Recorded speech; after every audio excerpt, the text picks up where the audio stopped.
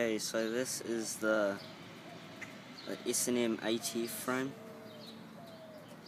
and my one is 20 inch because I'm quite small, and this one came in clear, which is nice because they've already clear coated it, so it's not going to rust up on you. And it's quite light, compared to my other frame. I had a fit inman, which was quite heavy. This is just a really good frame, and yeah. And I've got the fit inman bars, I think 8.25 rise, and they're pretty light. I like the lightness. I've got the fit inman grips.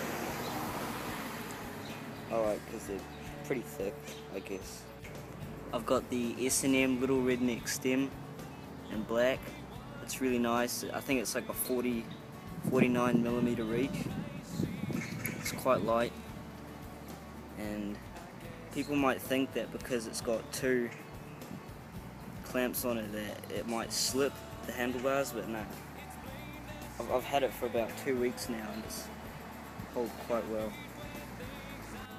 Okay, so over here we've got just some standard fit forks, and we've got the Revenge rim with the fit FAF tyre with white wall.